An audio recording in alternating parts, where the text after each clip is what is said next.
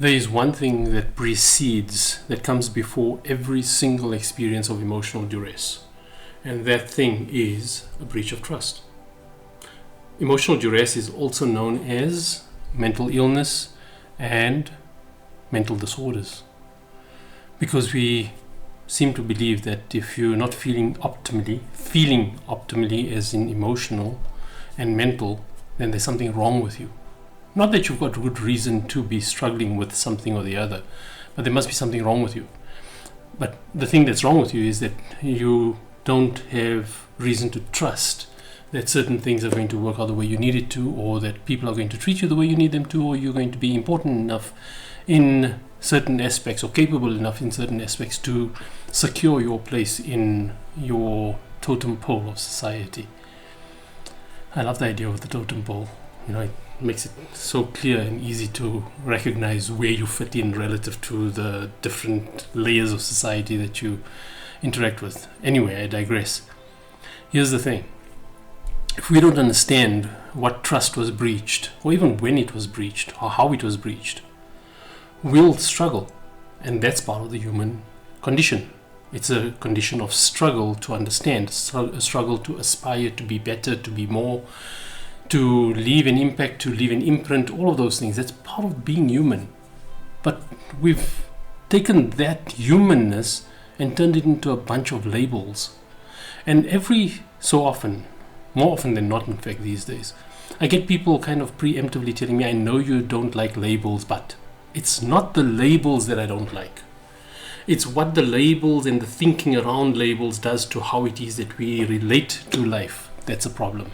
How we relate to people, how we create space for people or understand people.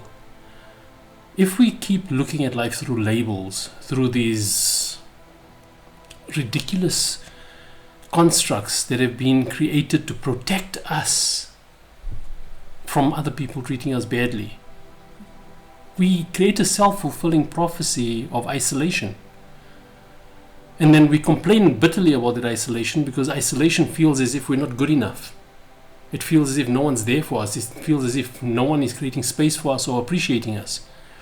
Meanwhile, we've created all of these barriers and boundaries around us, and we only surround ourselves with like-minded, in fact, it's not even like-minded people anymore. It's people who have familiarity with our struggle, so we have familiarity with their struggle, and in that familiarity with each other's struggles, we then find solidarity. And we think we found our tribe. If you're looking to feel okay about where you are in life, surround yourself with people who are also looking to feel okay about where they are in life, because they also don't know how to get out of that space or move beyond that space. So when we talk about this trust that has been breached, it's something that is so fundamentally pervasive. It's in every single moment of our interactions with life itself, let alone with people, that we don't notice it anymore. And that trust is an unspoken trust, and it's a trust of a social contract that we establish between ourselves and life and others and people and society and strangers and whoever it is that we encounter. It's not a philosophical thing. I hate theories. All right, I want something practical. So just bear with me when I try to unpack exactly how practical this is and how it is that it affects everything that we do.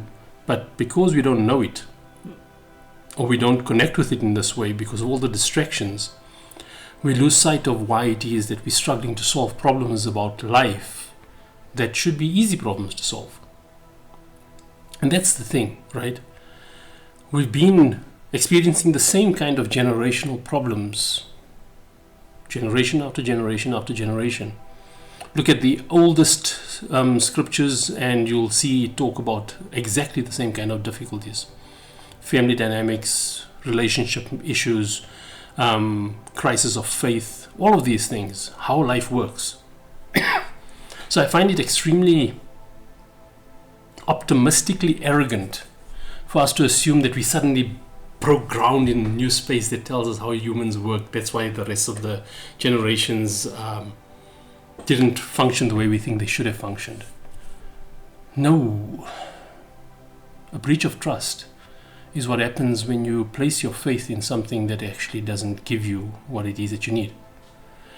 A breach of trust happens when you expect someone to smile at you and they look at you with indifference. A breach of trust happens when I don't realize the impact that I have on someone purely because of the role that I fulfill in their life, because I'm so focused on how it is that they see me as a person. Even though I'm not showing them who I am as a person, I'm showing them who I am as a role player. Breaches of trust happen all the time, but unspoken social contracts are established all the time as well. It's a simple thing. When you're walking down a corridor, you trust the other person to walk past you without attacking you, right? If you're walking in a dodgy area, then you got your backup. If you driving down the road and it's a normal roadway with one lane each direction, you trust that the other driver also has enough self-preservation and sensibility and skill not to drive into you. That's why you drive on that road. That's why you participate in society. That's why you go into public spaces. That's why you make yourself available to random strangers or interactions or commentaries on the socials or whatever it is that you do. That's social contract, right? Now, if something about that social contract is breached often enough, that becomes your belief about how that social contract works for you. Let me try and break it down further. If I go and, here's a simple example. I've been pushing my podcast, for example, for some time now. I think I'm on episode 36 now. So 36 weeks straight, I'm putting out content, right? And I'm putting out content that I believe is really important and I believe is really fundamental and valuable to helping people to figure things out, right? So that we can break some of this noise that we've got cluttering our thinking and our rationalization about how life works. Now, 36 weeks later, if I'm looking at it and thinking, I'm not getting the traction I would hope for, does that mean that my content is not good enough? Well, that's one way of looking at it. The other way of looking at it is, okay, well, who is my content actually reaching? And relative to who is reaching, are they finding value in it? But I don't know who it's reaching because I don't have that level of insight into it. So what am I left with? I'm left with trusting algorithms. I'm left with trusting total strangers who I don't know from anywhere, who don't generally know me from anywhere either. I'm left with competing with mainstream narratives that come from sources that have a much higher perceived level of credibility than I have. And all those sorts of things play into it, right? Now, if I'm not aware of all of that, I'm going to focus on whether or not I'm getting traction, as opposed to focusing on what's the soundness of the arguments and the views that I present. If my conviction in what I'm doing is relative to what it is that I hope to achieve, what I hope to achieve with it, what value do I want to create with it, then I need to be very careful about how I go about testing whether I'm achieving that or not. And this is the same thing that's true about everything in life. If you don't realize what you're trying to achieve and you're only focusing on how you feel, you lose the plot when it comes to figuring out why you're not achieving what you're achieving, because you're focused on how you feel about the fact that you're not achieving it. You're focused on how you feel about how others are supporting you in your efforts to achieve it, or why they're not receptive enough. Why is it that people that you thought would be there for you were not there for you, or are not as supportive as you thought they would be? And that's because you're looking at the wrong criteria. And that's how social contracts work. That's how trust works. If you misinterpret why something happens or why someone reacts the way that they do, what you take from that is going to be your belief, your truth about what you think of them and what you think they think of you. So take this and blow it up even more, because that's what we've done. We've taken that simple truth, that simple reality of how life works, and we've turned it into this whole cacophony, this whole basket of illnesses that apparently happen to you if you're not just feeling okay. Because remember, if you're feeling too happy also, and other people can't explain your happiness, that will be considered manic or something else stupid, right? If you're feeling sad because of something that you feel sad about, but others don't believe you should feel that sad about it, then there's something wrong with you there as well. If you feel neutral when other people think you shouldn't feel neutral, you shouldn't be indifferent, you should feel impassioned about something, then there's something wrong with you. Can you see the problem?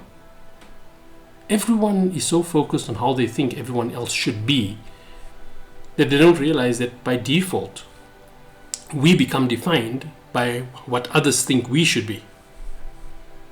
And that's how everything becomes so bland and boring and onerous, because we're all just trying to fit into some or other opinion or perspective or perception or whatever it is, some standard that some idiot put out there to say this is what humanity should be like. It isn't. We need to reclaim our sensibility, critical thinking. I keep talking about agency. So when you understand this trust that we place in all of these systems, in all of these nuances, in all of these messages that we get bombarded with, you go onto social media and you see someone who posts something about how it is that they just don't care about something that has been affecting them for so long because they think that person is like this and this person is like that, or life is like this. And you look at it and you think, hey, I was struggling with exactly the same thing, and you're right, I also don't care. I also don't want to get through to that person, or I need to cut this person out, or they treating me badly the way you've been treated badly. And then we find familiarity. And in that familiarity we think, solution. No, not solution. Familiarity is not a solution. Familiarity is familiarity. That's it. Just because you share something in common with someone else doesn't mean that you found a solution. It just means that you found someone who may be able to relate to, not even understand, just relate to how it is that you're experiencing a certain aspect about life. And if you don't have self-awareness and mindfulness, two critically rare things these days, if you don't have that, then automatically how you feel becomes your truth, becomes your guiding light, your compass that takes you through life. It says, if I feel good, that must be positive. If I feel bad, that must be negative. If you treat me in a way that makes me feel good, then come, spend more time in my space. And if you treat me in a way that I don't like, it doesn't feel good, I don't like the way this energy is that I'm getting from you, then we need to move beyond that. We have such amazing faculties of reason and rational thought and understanding and introspection and reflection and all of these amazing things. Intelligence, not artificial intelligence, not probabilistic models that's supposed to tell us what is the most likely the correct answer. We have the ability to be able to reason things, but we give all of that up when we surrender to how we feel. How we feel has so much of legitimacy to what the reality is of what we're dealing with.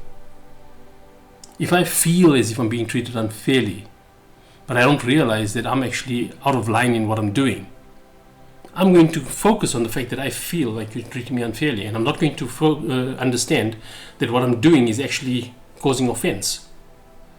Because I feel this way and my feelings matter. So because my feelings matter, you have to tiptoe around how I feel, because if you don't, then you're a narcissist. Come on. Trust.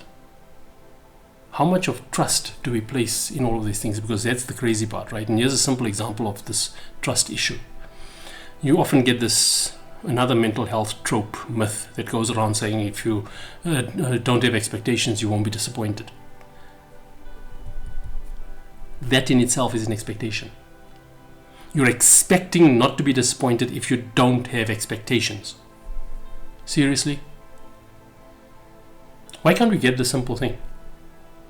It's there, it's staring us in our face, but we're distracted. What are we distracted by? We're distracted by people who are pushing absolute nonsense because they don't understand better. But because they have achieved this facade, this appearance of wisdom and intelligence, we just trust them blindly. And that's the problem. We trust blindly without realizing we're trusting blindly, and we don't realize that that blind trust is what is actually affecting us. Because in all the other spaces where we don't trust blindly, where we trust with suspicion, and we don't want to trust, and we withhold our trust, and we find all sorts of reasons about why it is that we can massage the trust that we offer to others and things like that, when it can be selective and when it can be conditional and all of that. Because of that, we don't notice that that's what we do. We're only focused on how it is that others are treating us, because we feel justified. We feel like, hey, you don't know me. You don't understand me. You don't realize how difficult it is to be me. It's difficult for everyone to be themselves. Seriously, just like pay attention, look around, and you'll see that everyone is struggling to be themselves because they're afraid of rejection. That's a trust issue. I don't trust someone to be sincere and authentic with me. I expect them to be judgmental. If I'm going to expect you to be judgmental, if I'm going to expect you to look at me with the same kind of condescension and humiliation and shame that I feel about myself, then I'm not going to open myself up to you. That's going to be a closely guarded secret because of the shame I have for myself. That's a breach of trust in you, for yourself. Trust is central to everything about life. You trust that when you wake up in the morning, there's going to be certain privileges available to you because you paid your dues.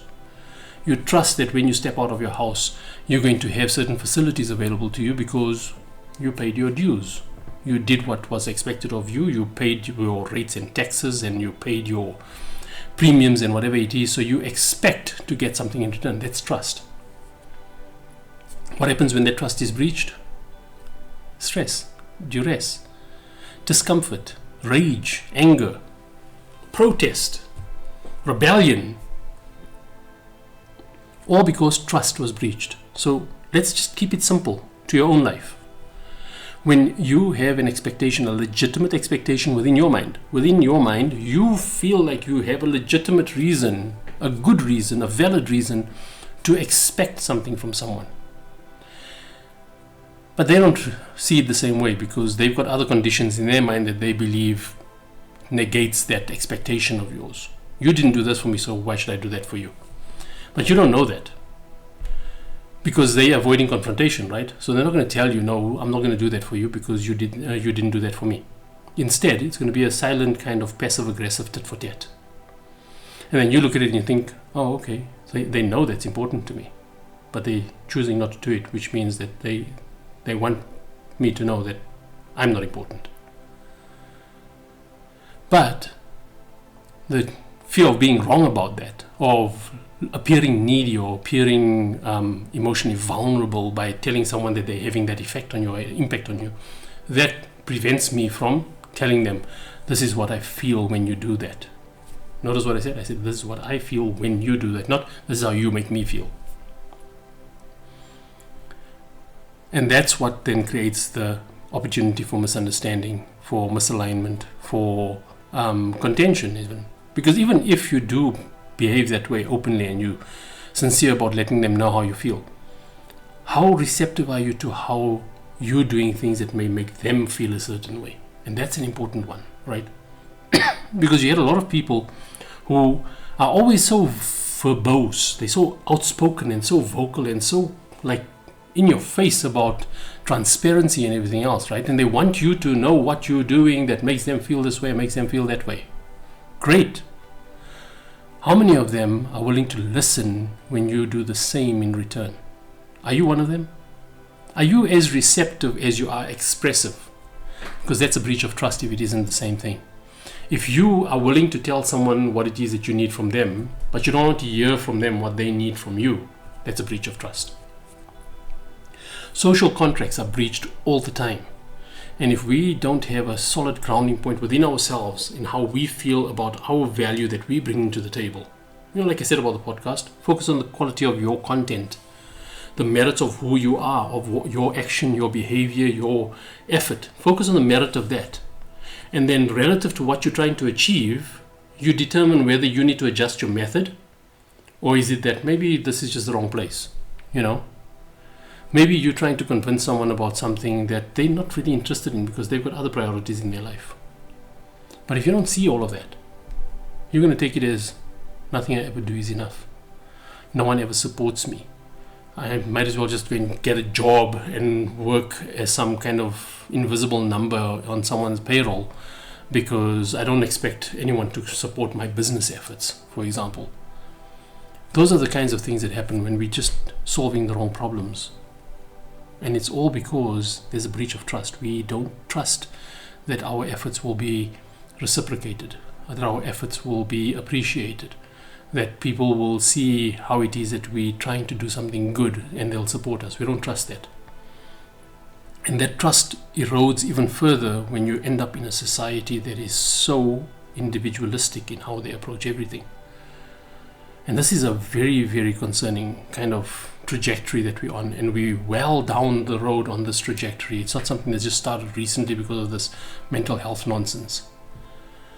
It's a trajectory that fixates on what's in it for you. Even go and listen to the spiritual teachers these days as well.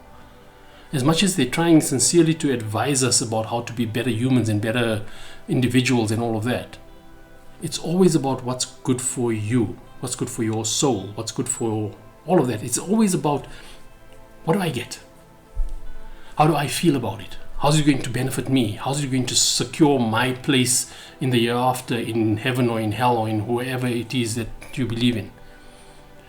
That's not what life is about, because everyone will tell you that you only feel good when you are able to do something that benefits others and they actually appreciate it. But here we are doing things for others because of what's in it for us. So once we've achieved what's in it for us, now what? Is it sustainable? It's not sustainable because we got what we needed and then we move on. Or we didn't get what we needed because we expected them to respond in a certain way and they didn't. Breach of trust. And we're so busy licking our wounds and convincing ourselves that there's something different about our brain function and how we think and how we see things. That's what being human is about. No two people are supposed to have exactly the same perspective on something, because we've got far too many different unique life experiences that shapes what we're taking from life, what we're looking for in life, and how we feel about life. But we're so fixated on wanting this uniformity. Mental illness. If you feel like this for too long, there's something wrong with you. If you feel like that for too long, there's something wrong. You feel good when you're not supposed to be feeling good, then there's something wrong with you. If you feel bad when you're not supposed to be feeling bad, there's something wrong with you. So there's no legitimacy to anyone's individual take on how life works anymore, because we're all trying to be a certain way. We're all trying to strike that balance that mental health is supposed to give us. Even our diets are so ridiculous these days. Everything is about how it is that we need to follow a prescribed healthy way of living. At which point did we lose sight of, okay, this makes me feel good, this doesn't. This makes me feel bloated, this doesn't. This makes me feel lethargic, this doesn't. If all of this dietary fads and all of this lifestyle gurus and everything else, if that had any semblance of authenticity and credibility behind it, then tell me, how are all the millions and millions of people who don't have access to them, how are they surviving? Are they all just like bloated tubs of lard sitting on their couch waiting for someone to come save them? Because we don't know what a healthy diet looks like, and we don't know what good mental health looks like. Have we gone insane? Seriously. We are so desperate for someone to tell us how it is that we're doing well, or what it is that we must do to be well, that we don't even pay attention to ourselves anymore. And that's the problem. Because we don't pay attention to ourselves, we only pay attention to how we feel. We don't know how to show up for others, because we focus on how they make us feel, apparently. Everyone and everything makes us feel a certain way, and depending on how we feel about it, that should determine our response to it. No, it shouldn't. You might not like something that's good for you. Do you feel good about taking medication when you're sick? And we won't talk about like all the rubbish that they're pushing into the medication these days, but anyway. Do you fight that? Or do you trust that, okay, no, this bitter pill, pardon the pun, that I have to swallow is something that's going to be good for me in the long run? Why don't you approach life that way? Why don't you see that some things that are inconvenient, some things that are a struggle, that are uncomfortable, is exactly what it is that you need to deal with, contend with, understand, be better at, develop your capability, your skill, your talent, your understanding. That's what makes the outcome, the accomplishment, fulfilling. And that sense of fulfillment and accomplishment serves your sense of self, your self-awareness, your belief that you are capable of producing something of value that benefits others. And when you're grateful for that ability to benefit others, you will then benefit others regardless of whether they think you're benefiting them or not. First, do no harm. Remember that? Hippocratic Oath, I think it is. Doctors see that as optional these days because it's their legitimate right to make $1 million a month. We've lost the plot because everything about life these days, everything about mental health in the mainstream these days, even the distortion of the traditional practices, is all focused on the self, the individual, how you're going to benefit, not how society benefits from you. We're also focused on how we need to receive benefit from others, that we're not looking at how it is that us waiting for that benefit actually offends and oppresses the rights they have over us. That's why everyone is ready to cut everyone else off these days. No one trusts anything and anyone. We don't even trust ourselves anymore. That's why we go looking for gurus to tell us how life works. I'm not telling you how life works. I'm telling you how it doesn't work. It doesn't work by honoring your emotions above everything else. You will create more destruction than anything. You will raise selfish individuals who believe that how they feel is the final test of whether or not someone has a right to expect something from them. We're destroying trust wholesale across the board in every domain of our life, and we're replacing it with selfishness, self-indulgence. So when you're struggling with life, when you're struggling with stress, with duress, anxiety, depression, focus on what trust has been lost. What do you no longer trust about life, or about people, or about a partner, or about a business associate, whoever it is? What is it that has shaken your trust? And then you'll see immediately the source of your duress. Then instead of focusing on the duress, you focus on remedying the trust. You focus on understanding whether or not that trust was breached in the first place. Not just accept that, oh, that's the trust that I think was breached, so that must be the reason. No. Critical thinking, self-awareness, mindfulness, it demands that you actually look at the merits of what you assume to be true. What you assume to be true. How you think you feel about something. Look at the merits of it. If you woke up in a lethargic space and your tolerance levels are just like completely shrunk, does that mean that everything that sets you off during the day, there's a problem with that? Or do you recognize that, no, hold on, I'm just not in a good space, so I shouldn't be so reactive to everything that's happening around me? Or do you go blaming the world for the fact that, I woke up this morning and I had nothing to look forward to, and it's because the world is such a crappy place, and the people around me take me for granted, and they do this and they do that and they don't do that, and all of these things? Whether that's true or not doesn't change the fact that you can still choose what it is that you want to do with your day.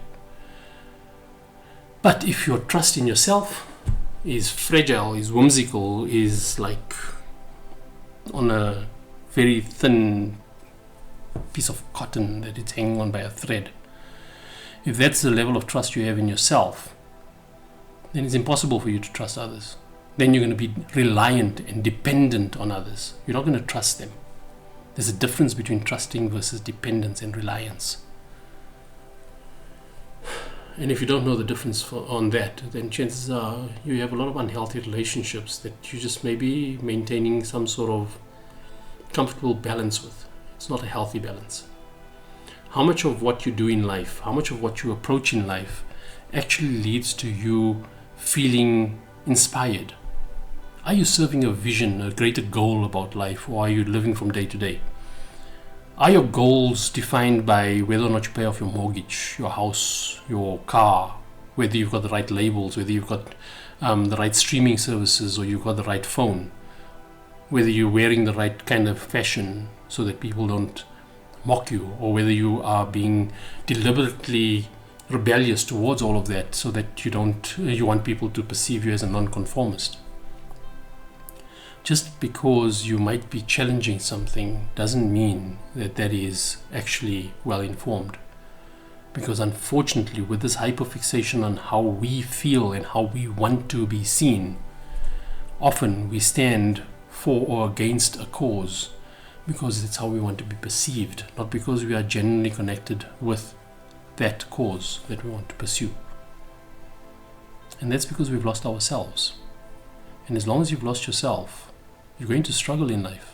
Everything is going to be a struggle because you're going to be defined by how much space people create for you and how well you are received. You're not going to be defined by what's the merits of what it is that you believe is important. And trust me, go look at the history books, go look at even the inspirational quotes on social media, and you'll see the people who changed the way humanity operated, who inspired, who influenced massive shifts in consciousness. They weren't from the masses.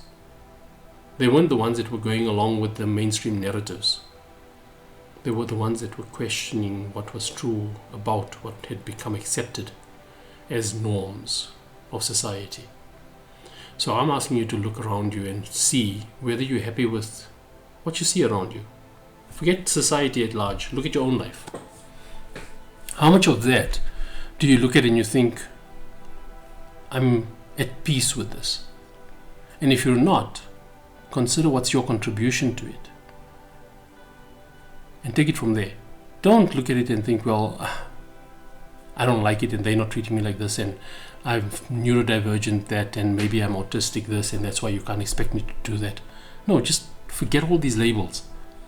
Whether you are or you aren't neurodivergent or autistic or ADHD or whatever it is, it doesn't change your agency and your accountability in that moment to do something about what it is that you need to do something about.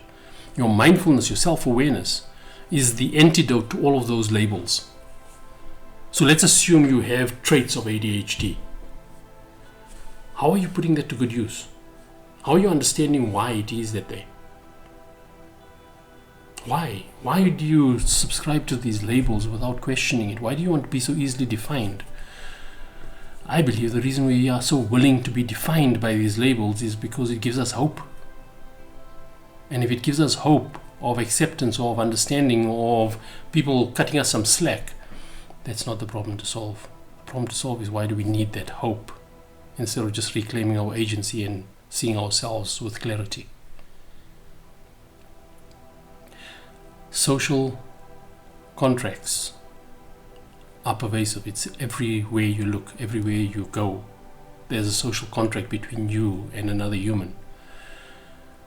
And it starts off with the biggest impact being with the people that are in closest proximity to you, people that have the biggest impact in your life, and people whose life you want to impact the most. That's where the biggest social contracts are. And if you don't realize whether the trust in those social contracts is on a solid foundation or is it shaky or even non-existent, you're going to be distracted by everything that might feel wrong in those relationships. And because you can rationalize to the nth degree why you're justified in feeling that way about it, you're never ever going to consider what is your contribution towards the failing trust in that relationship. We need to take back our agency.